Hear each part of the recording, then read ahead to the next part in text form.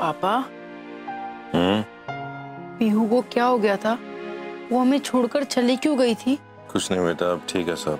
दीदी घर पे आ गई ना। वो ठीक तो हो जाएगी ना?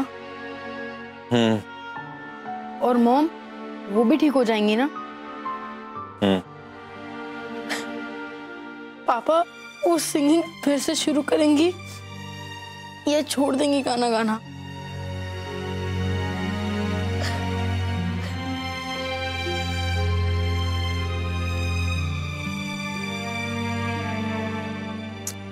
क्या हुआ बेटा? इधर आओ, इधर आओ। क्या रो क्यों रहे हो आप? पापा, पहले जैसा सब कुछ ठीक नहीं हो पाएगा ना? अरे क्यों ठीक नहीं हो पाएगा? ये किसने बुलाया आपसे? सब ठीक हो जाएगा बेटा। मैं और आप हैं ना, हम मिलके ठीक करेंगे सब कुछ। इधर आओ, आराम से बैठो। बेटा, लाइफ में उतार चढ़ाव आते रहते हैं। कभी अच्छा वक्त आता है, कभी बुरा वक्त आता है, लेकिन सब बीत जाता है। Everything keeps changing.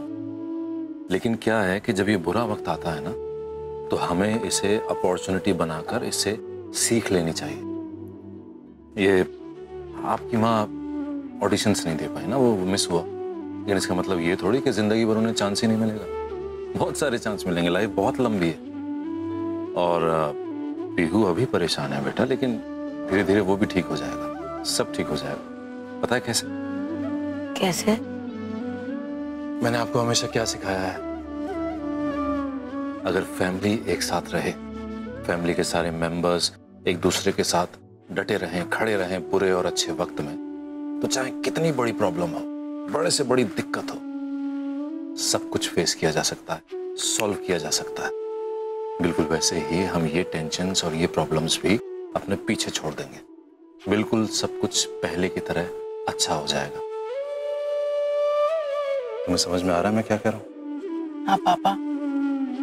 और पापा, पीहू का दुश्मन कौन है?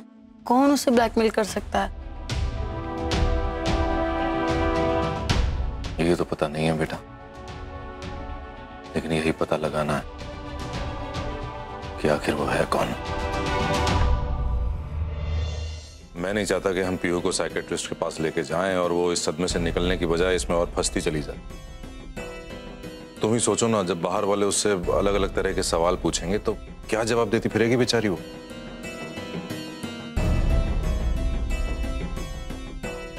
शायद आप सही कह रहे हैं माही।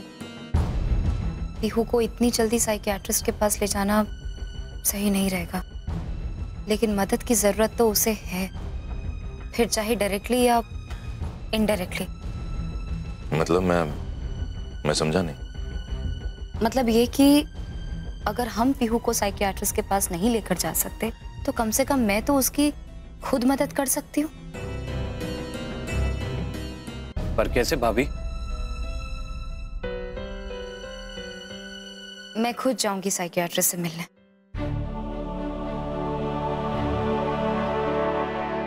उनसे जाकर पीहू का सारा केस डिस्कस करूंगी, उसकी दिमागी हालत बताऊंगी उन्हें, और फिर जैसे तैसे वो मुझे उसके इलाज के बारे में बताते रहेंगे, मैं वैसे वैसे पीहू को हेल्प करती रहूंगी, चाहे जो हो जाए। लेकिन मैं अपनी बेटी को इस सदमे की बुनियाद पर जीने नहीं दूंगी। मैं कभी नहीं चाहूंगी कि वो इस सदमे की आड़ में रहकर जिए। जो भी हो जाए, लेकिन मैं सारी कोशिशें करूंगी उसे इस सदमे की चोट से बाहर निकालने के लिए। और ये सिर्फ तब मुमकिन हो सकता है जब मैं उन ब्लैकमेलर्स का पता लगा लूं।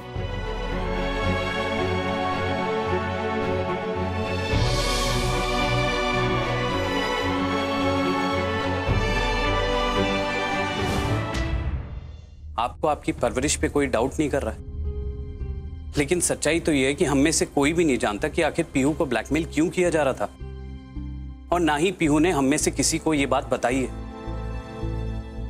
हाँ प्रतिभा, अभी सोचने वाली बात तो है कि अगर कोई बड़ी बात ना होती तो पीहू घर छोड़ के कभी ना जाती, ना ही हम दोनों से ये बात छुपाती।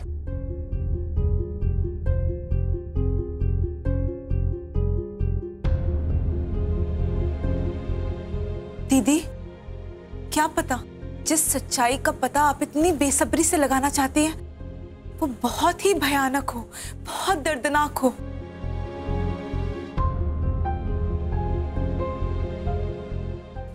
दीदी मैं आपको डराना नहीं चाहती, लेकिन कोई ऐसी बात तो हुई ना जिससे पीहू इतना डर गई कि वो घर छोड़ने पर मजबूर हो गई, और उसने वो बात हम लोगों में से किसी के साथ भी शेयर करना जरूरी नहीं समझा, क्योंकि वो बहुत शर्मिंदा थी।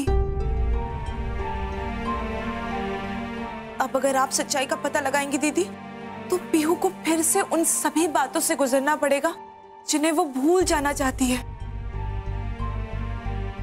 और भगवान ना करे अगर ये बात बाहर किसी को पता चल गई तो सोसाइटी में पीहू की कितनी बदनामी होगी, उसको लेकर लोग कैसी कैसी बातें बनाएंगे, उसका तो जीना मुश्किल हो जाएगा।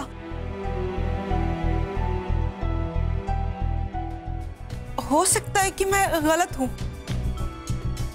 पर अगर मेरा अंदाजा सही हुआ तो जरा सोचिए, सच्चाई पता लगने की सबसे बड़ी कीमत पीहू को ही चुकानी पड़ेगी।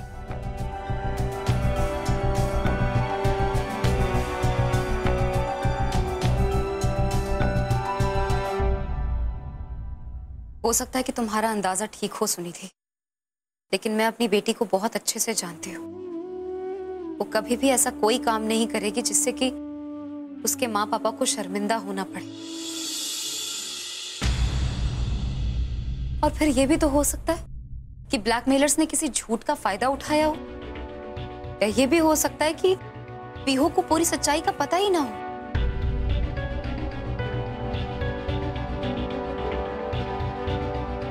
जो भी हो, पर अब मैं पीछे नहीं हटूंगी। जिसने मेरी बेटी को इतना परेशान किया है, मैं उसे कहीं से भी ढूंढ निकालूंगी, फिर चाहे अंजाम जो भी हो।